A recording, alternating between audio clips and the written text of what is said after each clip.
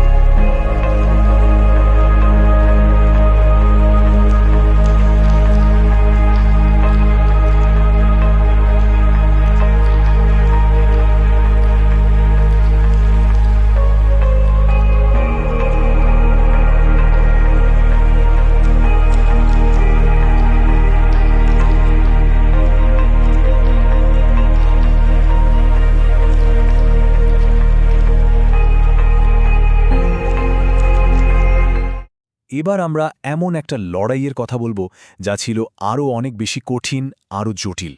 কেন? কারণ এই মানুষগুলো শুধু ব্রিটিশদের বিরুদ্ধে লড়ছিলেন না, তাদের লড়াইটা ছিল নিজেদের সমাজের ভেতরের অন্যায়ের বিরুদ্ধেও। দলিত সম্প্রদায়ের কাছে স্বাধীনতা শব্দটার মানে ছিল দুটো। একটা হলো ব্রিটিশ শাসন থেকে মুক্তি, আর আরেকটা হাজার হাজার বছরের পুরনো বর্ণ বৈষম্য আর সামাজিক অত্যাচার থেকে মুক্তি। মানে তাদের লড়াইটা ছিল এক স্বাধীনতার ভেতরে আরেকটা স্বাধীনতার জন্য। এই যে দুটো লড়াই একসাথে, এর সবচেয়ে জোরালো গলাটা ছিলেন ড. বি.আর. আম্বেদকর। মহাৎ সত্যাগ্রহের মতো আন্দোলনের মাধ্যমে তিনি শুধু সামাজিক অধিকারের দাবিই তোলেননি, তিনি একটা জিনিস খুব পরিষ্কার বুঝেছিলেন: রাজনৈতিক ক্ষমতা হাতে না এলে দলিতদের আসল মুক্তি কোনোদিনও সম্ভব না। আর ঠিক এই জায়গাতেই গান্ধীজি আর আম্বেদকরের মধ্যে একটা বড় বিতর্ক তৈরি হয়। দেখুন, গান্ধীজি ভাবতেন অস্পৃশ্যতা হল হিন্দু সমাজের একটা ভেতরের সমস্যা, যা আলোচনার মাধ্যমে, সংস্কারের মাধ্যমে ঠিক করা যাবে। কিন্তু আম্বেদকর এটাকে দেখতেন একটা রাজনৈতিক সমস্যা হিসাবে। তিনি বলতেন এর সমাধানের জন্য দলিতদের জন্য আলাদা নির্বাচক মণ্ডলী আর রাজনৈতিক সুরক্ষা দরকার। শেষ পর্যন্ত পুনা চুক্তি ছিল এই দুটো আলাদা ভাবনার মধ্যে একটা আপোষ বলতে পারেন। একই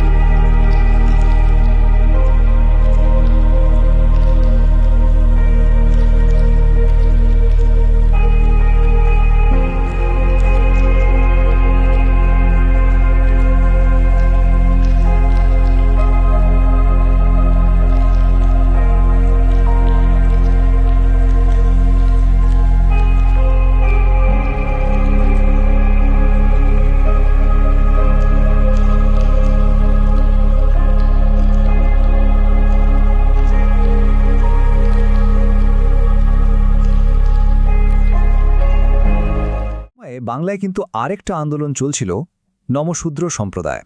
তারা নিজেদের সম্মান আর অধিকার আদায়ের জন্য একেবারে একটা অন্য রাস্তা ধরেছিল।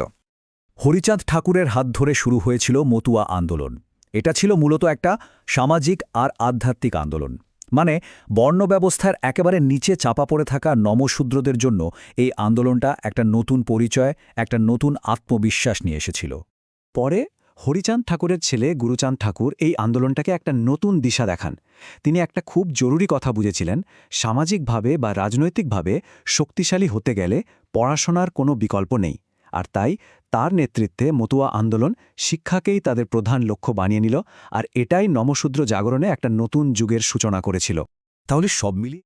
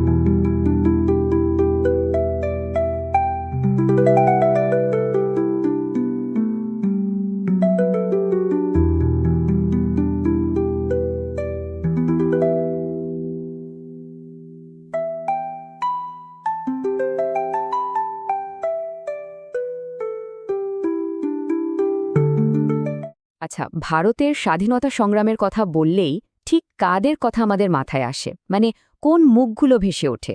বেশিরভাগ সময় কিন্তু হাতে গোনা কয়েকজন পরিচিত নেতার ছবি, তাই না? কিন্তু আসল গল্পটা কি সত্যিই এতটা সোজা? আজকের এই আলোচনাতে আমরা ঠিক এই চেনা ধারণাটাকে একটু অন্যভাবে দেখব আর খুঁজে বের করব স্বাধীনতার এই বিশাল নদীর পেছনের সেই গল্পগুলো যা হয়তো অনেকেরই অজানা। তাহলে প্রশ্নটা সরাসরি করা যাক, কি বলেন? ভারতের স্বাধীনতার জন্য সত্যিই কারা লড়েছিলেন?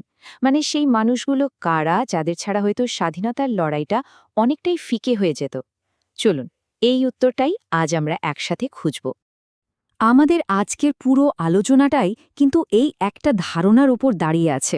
ভারতের স্বাধীনতার লড়াইটা, জানেন, কোনো একটা সরল রেখায় বয়ে চলা নদী ছিল না, বরং এটা ছিল তিনটে শক্তিশালী স্রোতের এক মিলিত রূপ। প্রথমটা হলো নারীদের জাগরণ, দ্বিতীয়টা ছাত্রদের বিদ্রোহ, আর ৩ নম্বরটা হলো সেই সব মানুষের লড়াই যারা সমাজের একেবারে প্রান্তে ছিলেন। এই ৩টে স্রোত যখন একসাথে মিশে গেল, তখনই কিন্তু স্বাধীনতার আন্দোলন একটা সত্যিকারের গণসংগ্রামে পরিণত হয়েছিল। আমরা কিভাবে এগোবো, তাই তো? প্রথমে আমরা প্রত্যেকটা স্রোতকে আলাদা আলাদা করে দেখব।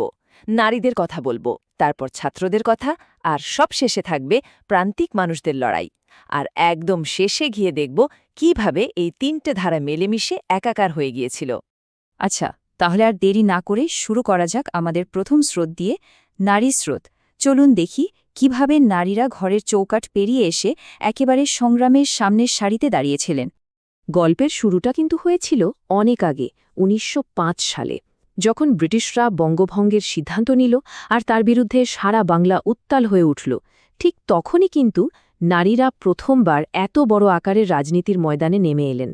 বিদেশি জিনিস বয়কট করা থেকে শুরু করে রাখি বন্ধনের মতো কর্মসূচিতে যোগ দেওয়া, সবকিছুতেই তাদের ছিল স্বতঃস্ফূর্ত অংশগ্রহণ। আর এই জাগরণের পেছনে সরলা দেবী চৌধুরানীর মতো মানুষদের নেতৃত্ব ছিল অসাধারণ। কিন্তু মজার ব্যাপার হল, নারীদের এই অংশগ্রহণের পথটা কিন্তু একটাই ছিল না, একেবারে দুটো ভিন্ন পথ দেখা যায়। একদিকে যেমন ছিলেন মাতঙ্গিনী হাজরার মতো গান্ধীবাদী সংগ্রামী। ভাবুন একবার, ৭৩ বছর বয়সেও জাতীয় পতাকা হাতে মিছিলের নেতৃত্ব দিচ্ছেন, আর সেই অবস্থাতেই গুলিবিদ্ধ হয়ে প্রাণ দিচ্ছেন।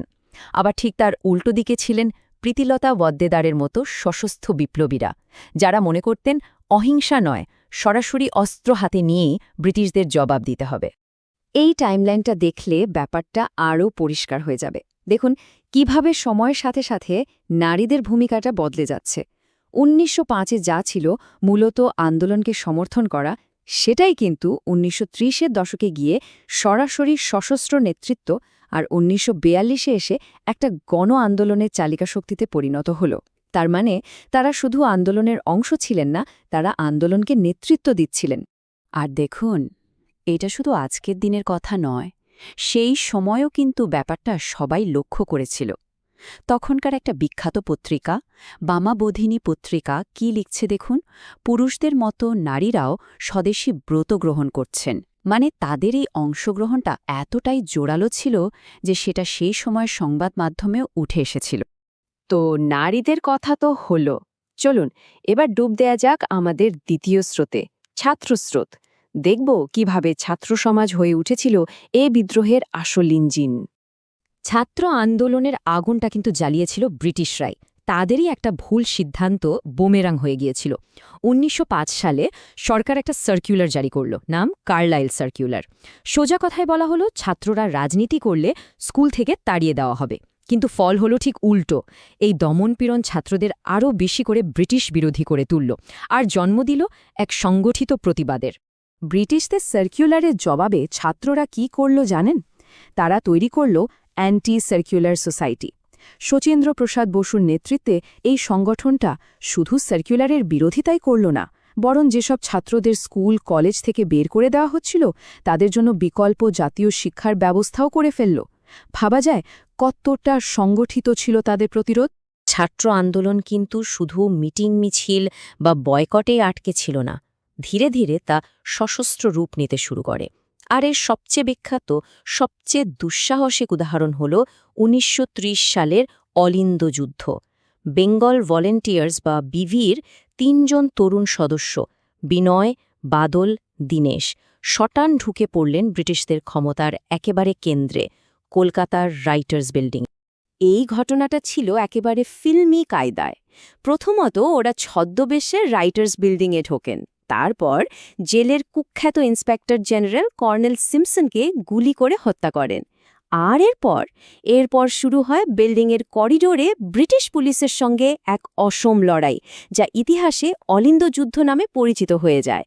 এই একটা ঘটনা যেন গোটা ভারতে বিপ্লবের আগুনে নতুন করে ঘি ঢেলেছিল। আচ্ছা, এবার আমরা আসছি আমাদের তৃতীয় এবং হয়তো সবচেয়ে জটিল ধারাটির আলোচনায়। এটা হলো প্রান্তিক জনগোষ্ঠীর লড়াই, একটা লড়াই যা ছিল একই সাথে স্বাধীনতা আর আত্মমর্যাদার জন্য।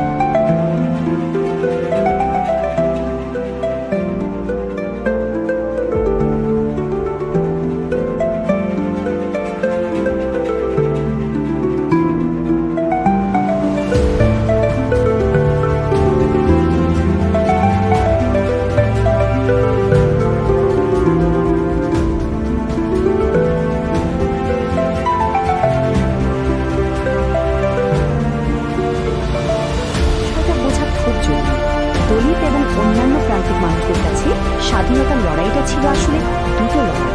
একদিকে ছিল ব্রিটিশদের থেকে দেশের মুক্তি, আর অন্যদিকে ছিল দেশের ভেতরে সামাজিক শোষণ, অস্পৃশ্যতার বিরুদ্ধে লড়াই।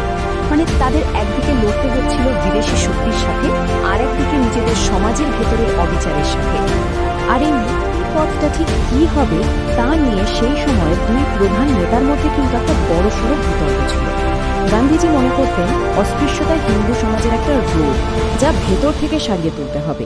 তিনি দলিতদের জন্য আলাদা নির্বাচনের বিরোধী ছিলেন, কারণ তার ভয় ছিল এতে হিন্দু সমাজ ভাগ হয়ে যাবে। অন্যদিকে ডক্টর আম্বেদকর জোরালোভাবে বলতেন যে শুধু সামাজিক সংস্কারে কাজ হবে না, দলিতদের রাজনৈতিক ক্ষমতা চাই, আলাদা প্রতিনিধিত্ব চাই, নালে স্বাধীনতার পরেও বর্ণ হিন্দুদের আধিপত্য থেকে তাদের মুক্তি নেই। বাংলা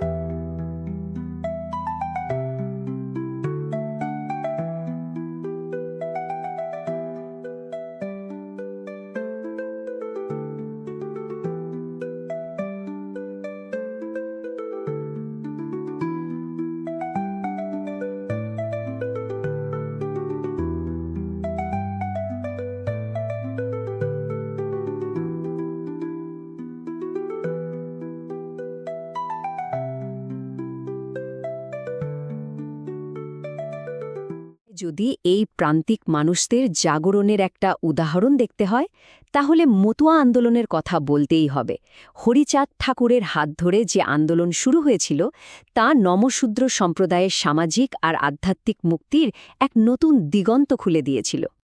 এই আন্দোলনে নেতৃত্বে ছিলেন দুজন প্রধান ব্যক্তি, হরিচাঁদ ঠাকুর এবং তার ছেলে গুরুচাঁদ ঠাকুর।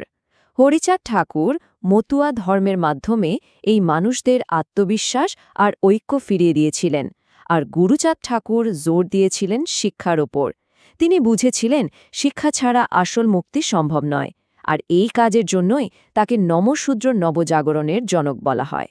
তো আমরা তিনটি আলাদা আলাদা স্রোতের কথা শুনলাম। এখন আলোচনার একেবারে শেষ পর্যায়ে এসে চলুন দেখি কিভাবে এই তিনটি ধারা একসাথে মিশে একটা সম্পূর্ণ ইতিহাস তৈরি করল।